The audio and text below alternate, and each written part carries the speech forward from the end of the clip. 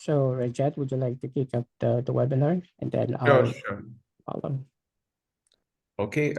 Firstly, thanks a lot, Maranda and Sandy, for joining us today for this wonderful session. And as Sandy, you mentioned, would request each of you to share the way we would like to drive this webinar is to make it more interactive. Maranda and Sandy will be taking initially some questions, but we would love to hear your queries based on your environment, your organizations around advocacy, and I would love to hear that. And yes, with that, request Vincent to kickstart. Thanks a lot. All right, thanks, Rajat. Again, good morning, good evening, good afternoon to all the people that have joined us. So really appreciate you guys for joining us, just like what Sandy said. This you could have spent your time with your family, but thank you for choosing with us. It gives warmth in our heart.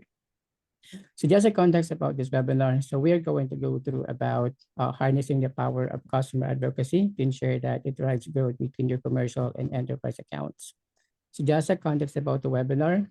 SaaS and B2B industries are ever evolving spaces. And one of the best ways to keep up with the customer is promoting customer advocacy. So SaaS companies must make their customer feel a part of the brand.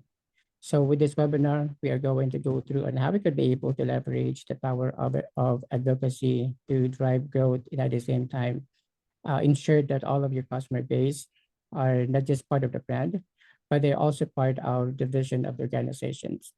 So I am joined by Sandy Yu, AppEQ advisor, and also Maranda. So if you could be able to introduce yourself, Sandy and Maranda, and then we can go from there. Okay.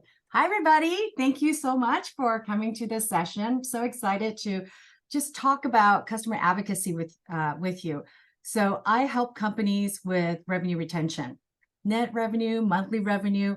And how do we do that? Having customers who advocate for us. So that's why we're here to talk about, and I'm excited to be here. Thank you. And good morning, good evening, good afternoon, depending on where you are in the globe. I'm Maranda Dziekonski. I'm the Senior Vice President of Customer Success at Data Assembly. This is my 9th startup, so you can imagine I've seen a lot of things.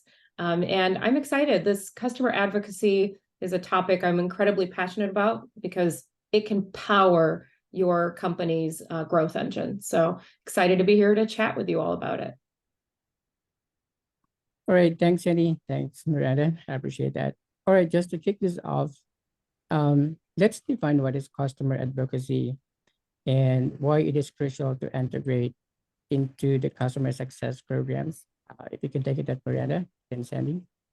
Yeah, so customer advocacy, very simply put, is having customers advocate for your brand, for your product, your service on your behalf. Why is that important? So in this day and age, if we think about where we are, and we'll talk a little bit more about this in the questions that we're going to be asked later, but we are trying to do more with less. So we're always looking at the green space that we have. How can we grow our customers? How can we partner with them? So building out a strong customer advocacy motion is a big part of that. A lot of customers, myself included, won't spend the money on a product or service without knowing that there is social proof, especially if you're spending tens of thousands, if not hundreds of thousands of dollars. So that is where that customer advocacy program comes in. It helps with trust and credibility, helps reduce your cost of acquisition because you now have customers out there advocating for you. And it also increases your customer retention, which again, we can talk about a little bit more. But that's a little bit about the definition and why it's important to integrate it into customer success. Sandy, would you like to share? Yeah. Yes. I think for me, customer advocacy is really about putting the wants and needs of your customers ahead of that of the company. A lot of times we think about, we want customers to buy more, we want customers to do this, but advocacy actually means understanding what's going to help them be successful and actually do that. So it's more nuanced than just doing exactly what your customer says. So I think most of us here are from SaaS products. So it doesn't mean that they become our designers of our product. It does mean for us to deeply understand what their outcomes are so that we can help them get there. And that's when they will advocate for us. It's really interesting that you and I are kind of looking at this from two different perspectives. I'm thinking of customer advocacy as the customer advocating on behalf. And it looks like you're thinking of customer advocacy as a CSM advocating internally. Am I hearing that right? So I want to make sure that, I'm calling out what I'm hearing. Yeah, that's exactly right, because customer advocacy is convoluted. People don't know what it means. Do you advocate from the inside out, or do you advocate from the outside in? So I am so glad that you pointed that out to make sure that it's clear to the people that are here, that customer advocacy is what you do as an organization, but it's also what your customer does on behalf of your organization. Yeah, I agree with that. I do think it's important that CSMs partner with their customer base and advocate internally. But I think it's even, just as crucial that you have an advocacy program where your customers are speaking on behalf of you out with their peers. And I think having that strong internal motion drives that external motion to happen. Yeah, I agree with you there. I'll just share a real quick story. It's not about a SaaS company, but I don't know how many of you have heard of this big manufacturing brand, US manufacturing brand of refrigerators. It's called Sub-Zero. One of their customer advocacy program is actually bring their customers to their plants, and designers and people who are in a position to put these really very expensive refrigerators into these very fancy homes. And I was curious, like, what would a designer do on the manufacturing floor? So the way that they are getting their customers to advocate for them is actually helping the customers understand who they are as a brand. So by going on the tours, these designers and architects and designers and interior decorators of multi-million-dollar homes understand that it's a family-owned business, even all these years. The reason the founder started the refrigerator is because to find a refrigeration unit that is consistently sub-zero. So now they know that it's actually a mission-driven refrigerator company. So just a quick example of, helping you understand customers understand you better allows them to actually advocate for you when they talk about you. Sorry, we went off a tangent, Vincent. I want to let you get back to your questions. Oh, no worries. Thanks for that, Cindy. Thanks for that, Miranda. When you look at the customer advocacy, I think we have to look at customer advocacy not just a project of our own, but rather within the context of our business. I like what Miranda said. It has to be it has to be inherent where the customer could be able to speak about us, and at the same time we could also advocate the customer. Now, in this line, I'd like also to understand, because we also have a different way on how we could be able to engage with the customer. We have about the VOC, we have about the CSAT, we have a different kind of metrics that we could be able to track the customer sentiments. Now, on the same question, I'd like also to understand to you both, how would you identify a set of customers, a segment of customers that you would say, yeah, this is the right type, this is the right customers that would go to our customer advocacy programs? And how would you also not eliminate, but how would you also ensure that all the customer base that we have would also go through the same motion? Because not customers could go, not all of us, not all of our customers would be a good fit for the customers advocacy programs. But how would we ensure that each of our customer base actually being attended for and cared for? Do you want me to take that? Start? Yeah. I start if you want, but that's up to you. Go ahead. Yeah, go ahead, Miranda. So, Vincent, this is a really good question. When I'm thinking about customer advocacy programs and what my focus for this quarter or the next few quarters is going to be, there are a few things I look at. First, I take a look at the customer segmentation. because every segmentation within your organization generally is going to have a different customer journey. And therefore we'll be solving different problem statements, achieve different ROI, so on and so forth. I then take a look at what are the company goals, what is our growth goals, what are the personas that we're going to target or drill in on. So if you have, an over infiltration of one persona in your product and you need to get more executive sponsors, or you need folks in a different persona, I then also create my goals with my advocacy program with that in mind. Also, when creating my customer advocacy program, I make sure that value is present with my customers before they even make it on the list of individuals or folks that we might want to tap to become an advocate. All of these things are very crucial. You're looking at, where's the company going? Where do we need to grow our revenue? Where do we need to retain? Let's say we have maybe some at-risk personas. Why are they at risk? And do we have advocates that we can leverage to show social proof to maybe surface different use cases, surface different problem statements, really leveraging, all the work that's been done with those that are singing our praises, and double clicking there with the customer. And here's a really interesting thing that I want to just quickly call out before I pass it over to Sandy, is a lot of folks will say we can't do advocacy because our customers compete with each other, or there's too much of a competitive nature.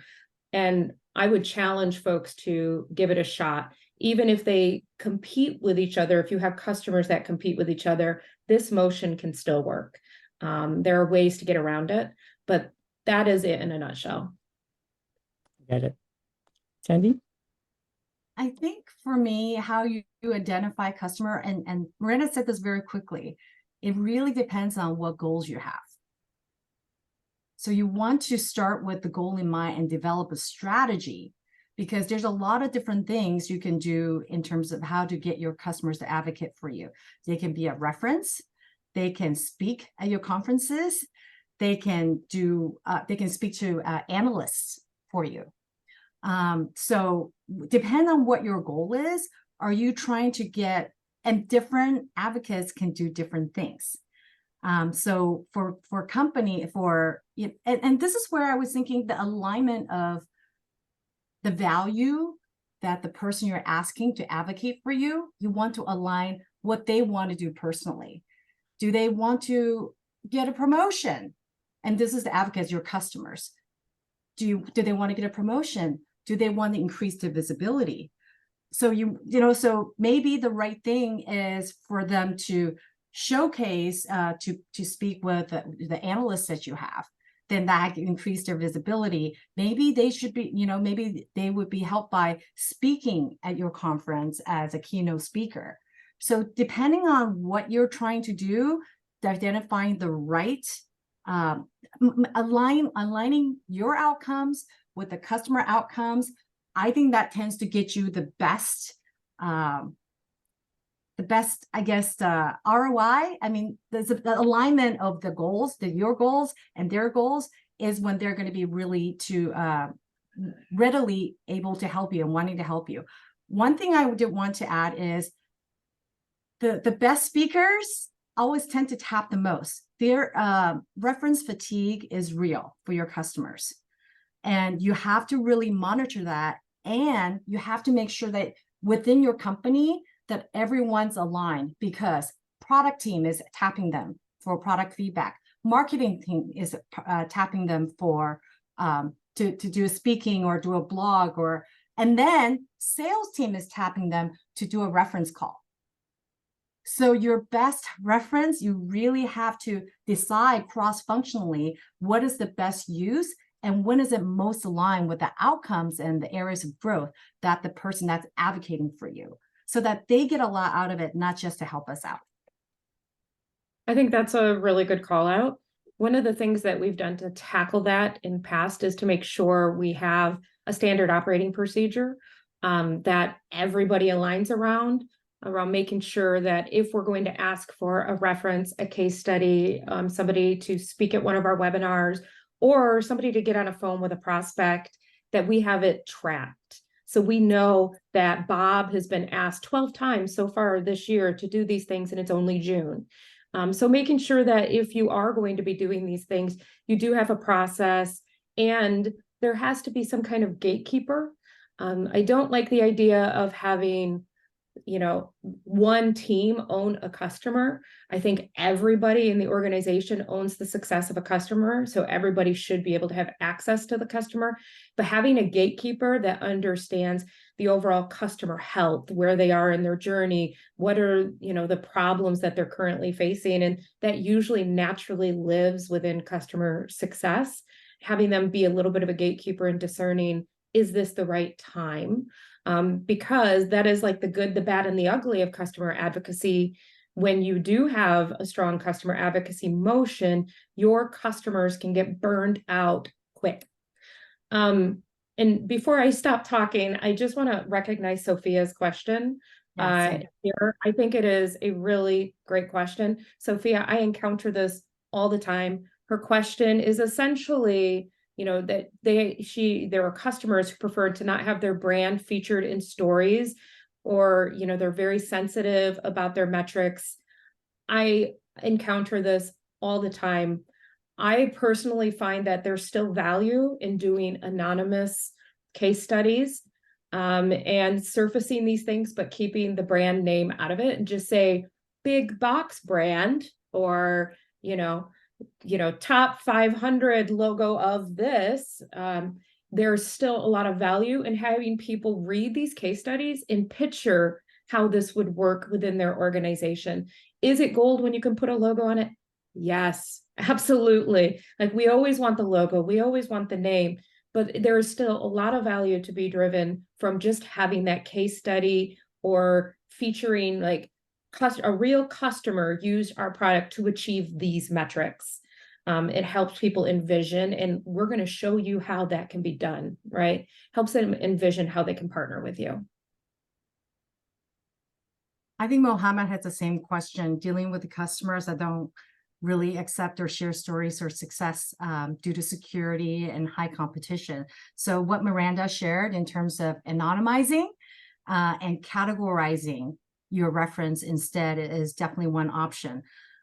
The harder route is to actually work with the PR team. Let's understand what are the concerns of the PR team, because oftentimes I've only seen it done successfully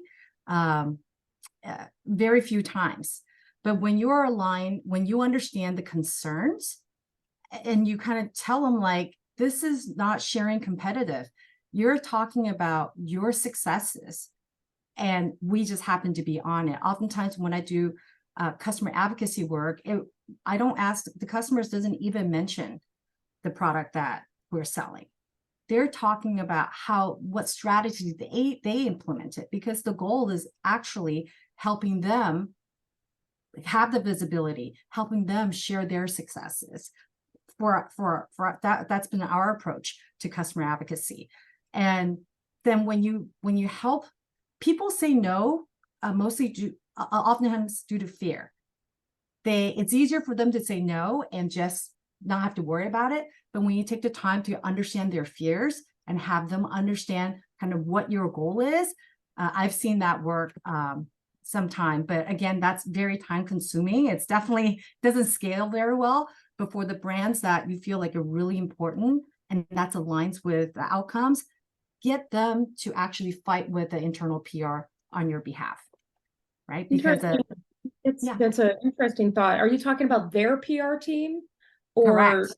Okay. So let's say you are going to try to get who's notoriously hard, get a bank to advocate for you, right? You said, hey, Wells Fargo is our customer, and Wells Fargo just says, no. And so if you can ask the VP or SVP, whoever your advocate is, whoever your key sponsor is, say, look, this particular, having this snippet or having this webinar or having this whatever confined thing is going to help you, SVP, personally. So have the SVP advocate on your behalf to do this PR motion and help them understand. So I think it's about increasing the understanding and helping people alleviate the fears, because they say no because it's easy to say no, but if it's really worthwhile, then that's something and a path they can consider pursuing. Interesting. We have other questions. I think, Gemma, any particular guides or processes that you could share with us? Miranda? Do you use a particular, is it this question? Do you use a particular guide or process? Do you use customer journey maps? So for advocacy programs, I don't have any guides or SOPs that I've written up. It is just part of the customer journey, quite frankly. Like, it's part of what I call my value cycle motion. And I have written up things on LinkedIn about my value cycle motion, where you kick off the relationship, you surface the problem statements that you're going to partner on over the next 3, 6, 9, 12 months, whatever that duration or that time is. You partner with them to solve the problem statements that you've identified, or, get the use cases up and running. You report on that value that you drove, and then you collect new goals and you do it again. It is part of that entire motion that once you have proven value and you've driven value again and again, that you want them to go into the advocacy motion and start down the advocacy flow, because you're showing value, you're showing you're a valued partner, you're not just a vendor. And a lot of industries, I know we have a couple of outliers here today, but a lot, if not most industries, are willing to share the wins that they've had, because you're making them look like rock stars, right? That is the key. It's not about making you and your product look like a rock star. You're making your customer look like a rock star to their peers. You're making your customer look like a rock star to their internal executives. That is the key of the motion. Yeah. The co-founder of AppEQ, Mano, actually gave a really great suggestion to Sophia. He had 3. The first one is push marketing clause in the MSA and use, and the second one was like what Miranda says, anonymize the case study. But the third one is to give reverse recognition, best innovative use of your product. So when I worked at Eloqua, they had this Marquis Award. And it's really about how the customers were able to increase their revenue based on their marketing strategies. So it became, a pretty well-known marketing award. But that's how they were able to sing the praises, like Miranda just said, of how they're doing, how well they're doing. But because they're in your award, it's implicit that they are using your products to be successful. In Mano, you just made me think of something for some larger contracts when you have to go to RFP, or maybe it's like you have to go through an act of God to get the contract signed and they want a certain level of discount.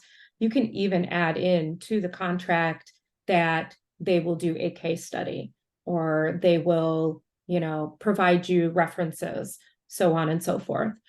So you made me think of that with your first point. Yeah, there was initial hesitation when we did this. The sales teams was like, oh no, our sales velocity is going to decrease and things like that. But then they realized after doing it a couple of times, and they said that it's not so bad. And then they are seeing great logos which are willing to they are okay, that not much resistance. Yeah. It's like, you want a discount. Okay. We're willing to give you that discount. However, we would like a case study with you. Right. And a lot of people are like, yeah, no problem. I just want the discount. And then you have the case study on your contract. Of course, you don't ever want to hold your customers' feet to the fire and make them do something they're uncomfortable with. So you want to make sure you're detailing what a case study would look like, what a reference would look like. But we have gotten quite a few case studies at previous companies I was at through the contract motion, and they were beautiful. Again, it made the customer look like a rock star to their peers. So we did it well. Teresa had a question, a little bit more foundational. I think we tend to talk about this kind of higher level advocacy, but how do you, as a baseline, get your customers to advocate for you? Like, if, you know, a company has no advocacy programs at all, how do you get advocates? But sometimes when there's already negative perception about your product within the company, how do you get an advocate to help you turn that around? Well, one, if you have a negative perception within the company, that's a big problem within itself. And that's probably not somebody I would go to immediately to ask them to be part of an advocacy program. I think you have to work on getting them into a healthier state and then make them advocates, because that's a really good story as well. If they were, you know, you were not in a great spot, you got them into a good spot, and now you have a story. On the other thing, how do you get customers to advocate for you? I think we need to shift our thinking a little bit from how do we get our customers to advocate for us to how do we make our customers just wildly successful to where they're going to want to advocate for us. I was at a conference a few weeks ago, and I won't name names of products or softwares, but I am pretty in love with this tool because it's so easy. It makes my life easy. I can get it stood up and folks running on it within a week. I was at their conference, nobody asked me to, and I was singing their praises. I was singing their praises very publicly. I sung their praises on a microphone. I was not being paid. Nobody asked me to do this. I did this because I feel that strong about it. They make my life that much easier. That's how you get customers to be advocates for you. And if you reshift your thinking to what can we do right now to make our customers' lives easier, to make this solution so sticky in their workflow that they could never live without us, not in a bad way, but in a good way, then the advocates will come. Yeah, I couldn't agree more. Okay. Vishal, you got a thumbs up. I would love, you know, I would love to see like hands up to like what Maranda just said. How many of you have actually advocated for a product that never asked you? Like, I like to see just a hands, right? Raise your hand, either go on camera or go hit the raise hand button. Like you just naturally, because your life is easier because of that. I can't believe there's only like 6 hands up. Come on now. Don't be lazy. Show me the hands. Okay, awesome. So honestly, it's really that, right? Instead of you thinking about how do I get them to do something, think about, and this is how a lot of us here are customer experience and customer success professionals, right? This is how we think normally. So advocacy is not different. How do we actually give them so much value, they automatically think, oh, you need like real-time insights? You should really try AppEQ, because I was able to shave my time off and prioritize the calls that I have because I use AppEQ as an example. And, you know, so I think thank you all for raising your hands. But I think that's one of the ways, just Dr. Maranda said, it's a mind shift of what they can do for me, but what you can do for them. And Vishal, I really appreciate your comment. Like even for professional services, you can actually help them with professional services. Now they have more quickly implemented your services. They more quickly adopted your services. Now they're actually getting results because of your professional services. So that's definitely a great way to actually get people to advocate for you. Any other questions? Okay, Mike had a comment. This is where leading with the internal commitment to advocacy, motions, delivering exceptional customer service pays dividends. That's true. Absolutely. I think we've been talking about a lot. And Mike has worked with me. Mike was one of my team members. He was my manager of renewals, worked in my customer success org. So yes, he knows this. It's not that you are, in some organizations, you are a little bit more deliberate in talking about your customer advocacy programs, which is great. And in other organizations, you weave it into the customer lifecycle and you just know it is part of what you do. We had a scorecard, and one of the items on the scorecard you would get points for, kind of a gamification, so to speak, for the CSM, is you have a case study or you have a referral or a reference. Those were all just it was weaved into the customer life cycle. Yeah. We Maranda, have asked Julie, there's a question from Julie about it was up about customer advocacy and voice of customers. The same thing or difference? Would you like to take that? Yeah, so they're related, but they're not the same. They share, of course, many common goals, but they're not the same. Customer advocacy is very focused on external facing, kind of in the beginning when Sandy was talking about customer advocacy internally. That is more of a voice of customer program. So bringing the voice of customer into your organization, and showing the entire organization what they care about, what we should be delivering on, the data surrounding how they're using your product, what's not working well, what is working well, where customer advocacy is more focused on generally your customers advocating on your behalf. At least that's how I've seen it. Yeah. Yes, I can agree totally. I just lost my train of thought, but it's okay. It's early and it's a holiday. I've been struggling with personality today. I haven't had enough Diet Coke to get me rolling yet. So Vincent, do you want to, I just want to call out Roxy. She says recurring revenue, recurring value is recurring revenue. Yes. So, yeah, so I love that. I love the call out. Deep had a question. How do we have tangible models that would provide a framework such that every time a customer have gone live with us, a use case, the CSM is able to show quantitative value? So Deep, that's a really interesting question. So you're not always going to have quantitative value. Sometimes you're going to have qualitative. So you should be looking at your ROI at least in two buckets, soft ROI and hard ROI, right? It is important, though, that you do have use cases that fall into all buckets for your customer base. If you're only proving the qualitative and not the quantitative, it's going to make the renewal very hard. So you want to have a good mix of both. And how I've done it historically with my teams is we do brainstorm on different use cases. How would we measure those? How do we figure out annualized ROI for each of those? And if we're finding that as we're doing that, we're having more of this is kind of a binary yes or no, rather than we've saved you $100,000, you have to go back to the drawing board with your product team and figure out in partnership, what would hard ROI look like for these use cases within our product. Yeah, one thing to add that, Deep, that's actually, I think what you're asking is foundational to the CSM organization.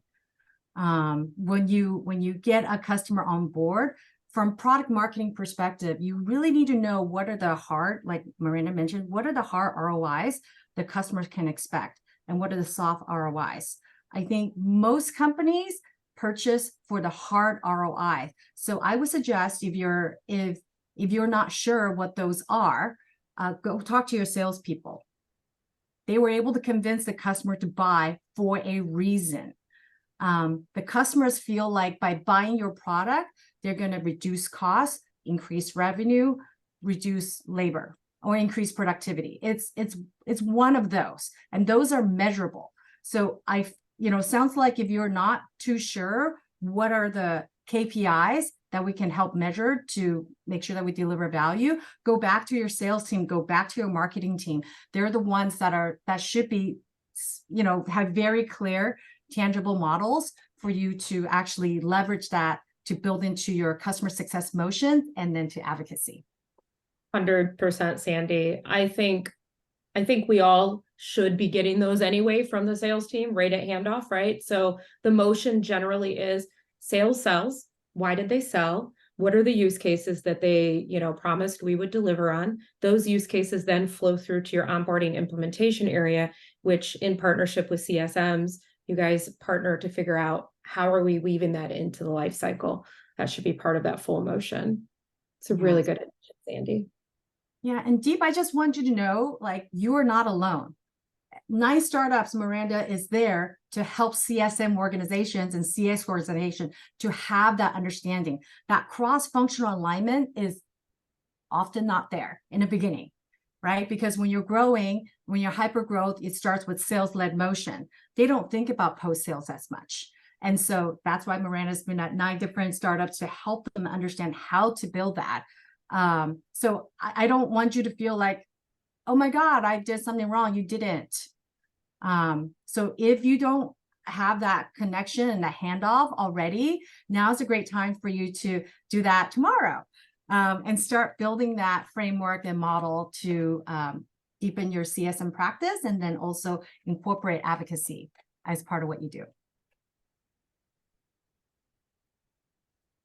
Any other questions? If not, Vincent, we can go back to regularly scheduled questions. We really like answering the questions from the audience, so we can orient towards that. Oh, okay. That's a good question. So yes, absolutely.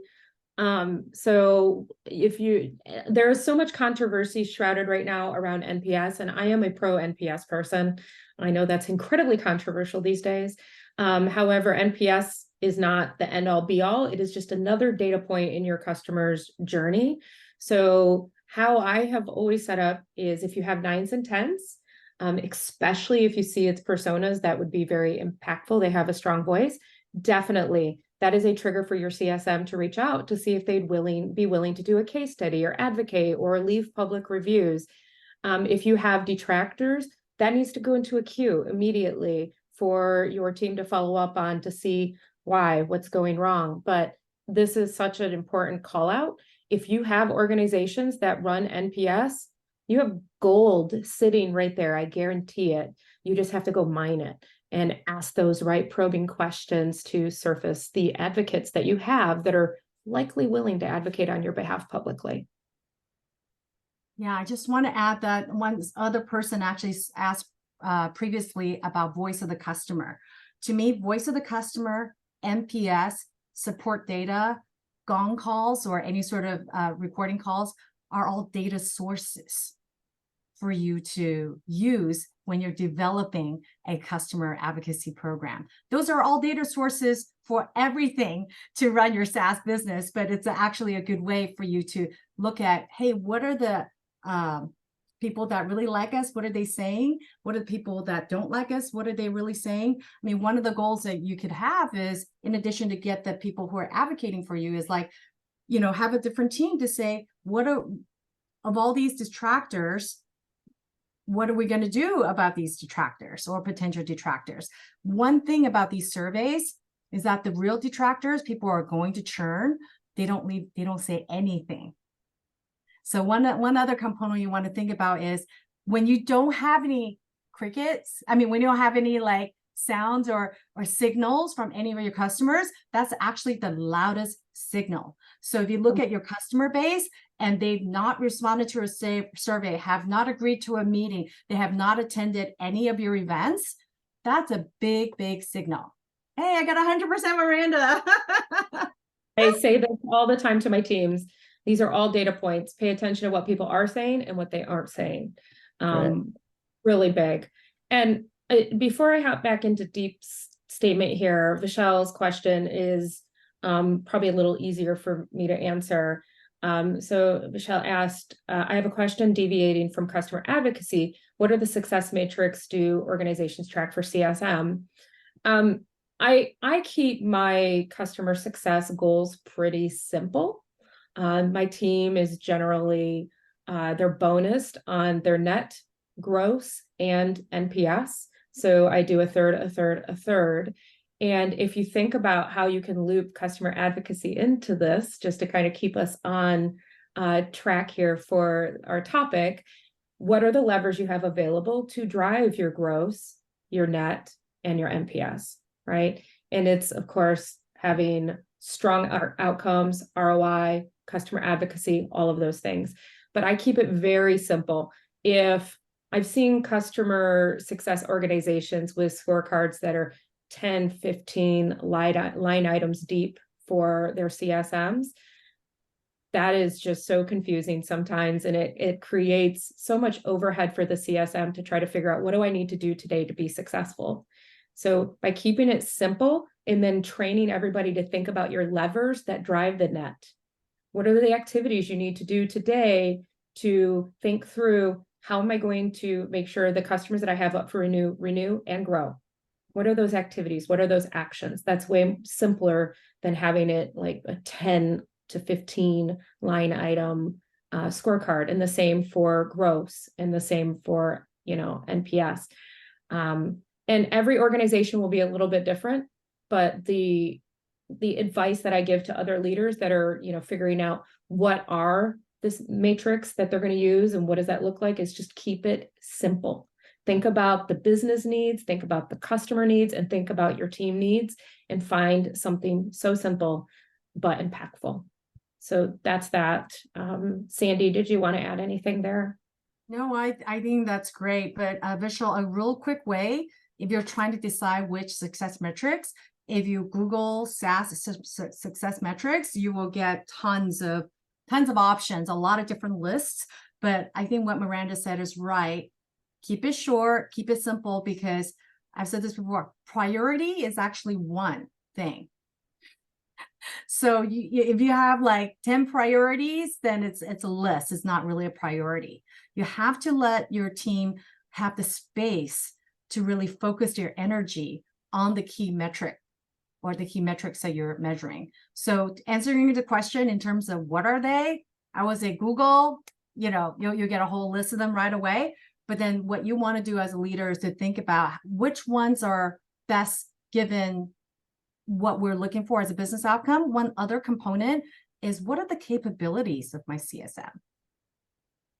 So you have to think about, you want your team to do a certain thing, but do they know how to? Do they need a little bit, do they need some training?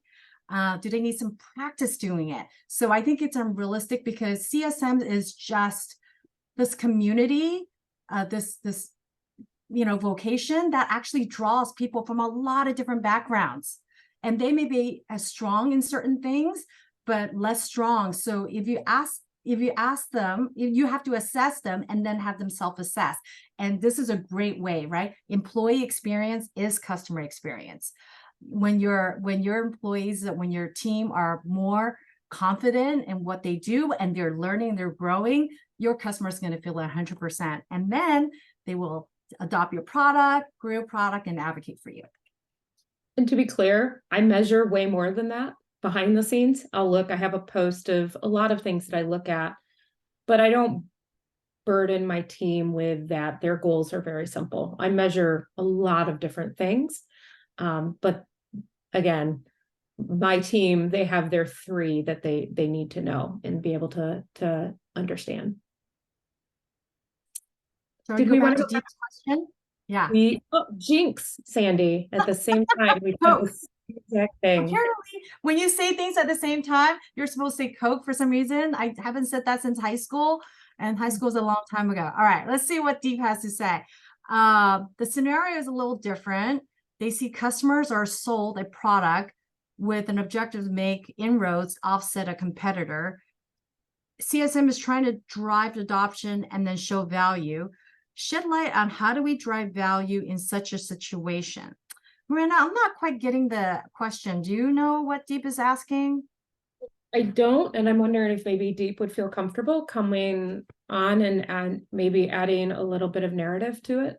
If yeah, not, so that might be Deep, helpful. let us know in chat if you're able to come off mute, because I'm not quite sure I understand your question. Gemma has a question though. What would you suggest 3 goals? Oh, well, I think Maranda, you already had the 3 goals, right? Well, so here's the thing, Gemma. It's going to depend on your company. What is your company working towards this year, right?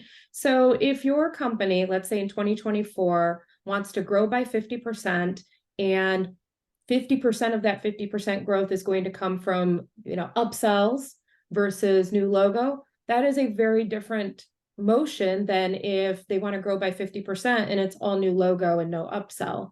So you have to understand first, what is your company trying to solve for? What is the baseline of where you are with your renewals, with your upsell motion, and then back into it from there.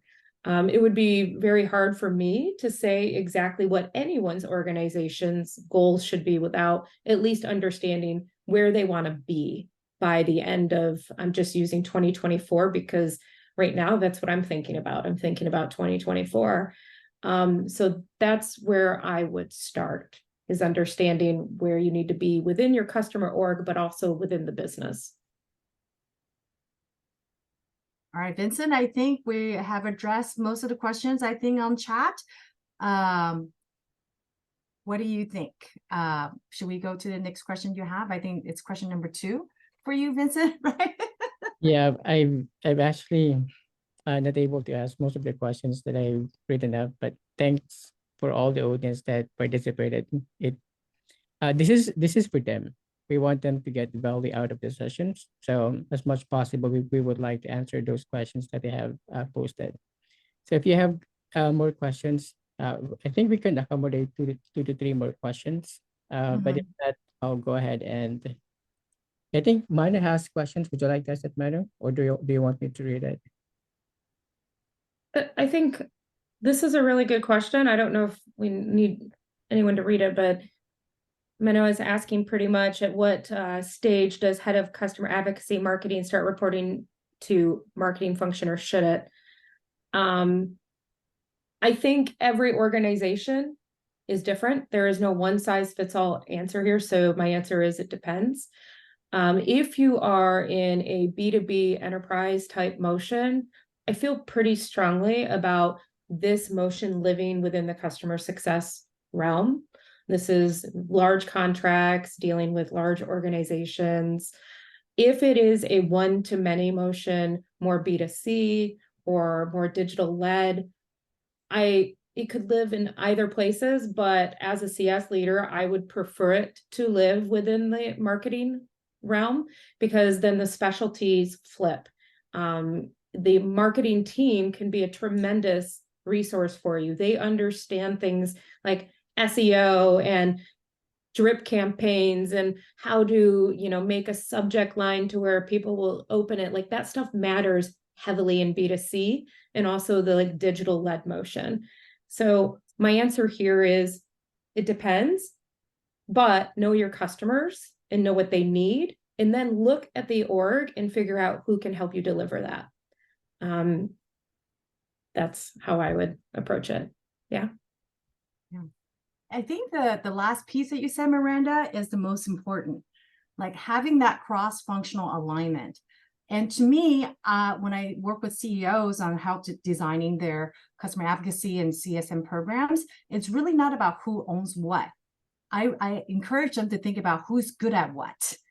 Yeah, absolutely. Like, what is the function that is going to be best, more natural, that's going to take the least amount of uplift and training to actually go and do it. So when you as a CEO have aligned the company on a common vision about what the outcomes you're looking for, it matters less. Caveat, you don't want people duplicating the work. So this is okay when when you can have all your leaders sitting around a conference table, but when the virtual conference table, but when you start to have multiple layers, that's when communication is really key. So instead of thinking about who reports to what, that sounds more of a territory thing, like who has the biggest team. And I think that the best leaders know that it's not about who has the best team. It's about who can best deliver the value to the customer that customer is looking for. And we've talked about many times today, when you deliver like tremendous value to the customer, they automatically talk about you, like Maranda did. All right, so Deep actually expanded. Product has been sold for a use case. It's drive value. Okay, so I think you cut and paste the same question. Deep, are you able to come off mute? If you are, Yep. just go ahead. Okay, Yep. go ahead and ask the question because I'm not understanding what you wrote. Okay, so I'll try to explain a little bit. So let's assume a scenario where you have a few customers whom you're trying to basically make your champions, right? Yes. But it wouldn't happen unless they derive value. And to complicate the situation, such customers do not have a use case for the product, while the CSM has been, or whoever it is, has been driving adoption and scaled events, but doesn't have a a tangible way to showcase that the customer has derived value over a period of time. So my question is there a proven strategy to turn such customers, to make them champions, or at least make them believe that whatever use cases that the CSM is trying to drive through adoption would lead them to success? I mean, it kind of comes down to social proof, right? If I'm understanding correctly what's going on, if you have customers that are, I don't know, skeptical of the results that you may drive, I think is kind of what I'm hearing. I would start with some social proof and showing them how you've delivered this for others in a similar space or with similar use cases. But I would almost go back when I hear this, it makes me feel like you may have a bigger issue at play, and I could be wrong, but it makes me feel like there's a bigger issue at play of the customer not understanding, maybe not understanding is the wrong way to say it, but not understanding what they should be doing with your product or your tool or your service. I don't know, Sandy, this is a complicated one. Actually, yeah, to me, this is completely a sales problem. What shocked me when my jaws dropped when you said, "Oh, the customers don't really know the use case." I don't know. I don't come across a lot of customers that spend money without a clear use case. But I'm primarily on B2B, so I'm not sure. Maybe it's B2C. Maybe you're thinking about converting like free to freemium, something like that. But the companies that I work with, they don't buy unless there's a clear use case. There is a clear problem that they need to solve. So to me, what you're saying is not a CSM problem at all. It's actually a sales problem. Sales are able to somehow get the customers to pay down money, put down their credit card, and without a clear use case, that's where the issue is. And as a CSM leader, I would say, go and talk to your sales. Maybe it's a disconnect. Maybe the use case was clearly articulated. What I do see happen sometimes is the person that bought the product is not the person that's implementing the product. And so on the customer side, there's a disconnect. There was no handoff either. This happens actually a lot in big billion-dollar companies too. So I would say my suggestion for you is actually go back to your sales leader and then understand what is, have a more cohesive handoff of what is the use case. And if the sales keep bringing customers that don't have a clear use case, that's a red flag. There's no way for you to make them successful. Zero chance. Like if somebody said, "Hey, Sandy, pay me, $200 to do things that you don't need to do," of course I'm going to churn, right? Of course, no one pays money for nothing. So, Deep, I hope that answers your question, because I think it's not on you, it's on sales. Well, and I think Elizabeth's call out is really good as well. A best practice for us is to recommend 1 to 2 use cases. I love that, because here's the thing. As you go through the customer lifecycle in your product, the use cases that they originally purchased your product for or should have purchased your product for will change, right? So you're going to hopefully solve those problems. So it is up to the CSM to surface new use cases or new ways that they can use and leverage your product. I love using a maturity matrix for this to show them kind of what are some future use cases that we could potentially solve for. This is where that value partnership comes into play. I don't think this is what he was referring to. I could be wrong, but it is, and Elizabeth's comment here is gold. Very common for us to surface and recommend use cases because look, we're the experts. We're talking to dozens of other customers just like you, solving the same problem you're solving for. And we've helped them do it again and again and again. That's where that social proof comes in. Again, moving us from vendors to valued partner. That is the key. Love that, Elizabeth. Nice seeing you. One thing I'd like also to add. Go ahead. Yeah, because during the handoff, customer success manager or the AE should have an alignment in terms of what success looks like for the customer. So in order for you to build a success plan with the customer, so right from that handover, it must be determined, and it should be clear that once the customer hand up to the customer success team, this is exactly what the customer looks like for the customer. And that way the customer success manager would be able to roll out, yeah, for the onboarding, implementation, and such. This is the value that they will be getting. All right. So any additional for that, Miranda, Sandy? No, Before I we think we are definitely at time though. Yes, So I agree. All right. So again, everyone, thanks for joining. So parting words, Miranda, Sandy, and then we're going to close from here. Why don't you go first, and Maranda, and I'll take us out from here. yeah, no, just, start simple. If you are someone who's thinking about an advocacy problem, just start simple. Don't make it complex. Start with one thing. Don't try to boil the ocean. Weave it into your customer journey.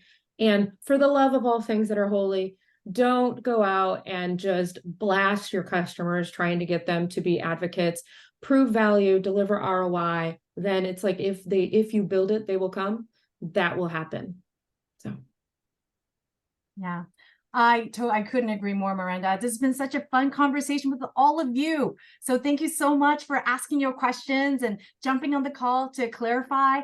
And thanks for the clap, Jeff. Really appreciate it.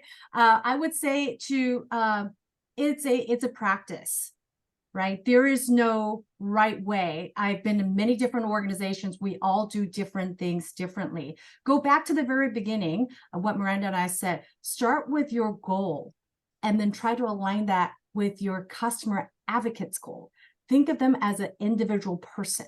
How do we help increase their visibility? How do we help them get a promotion? How do we get them to where they want to go? And that's when people are really going to want to help you, because then they're really helping themselves. So go get your advocates out there, and then we look forward to seeing you on LinkedIn.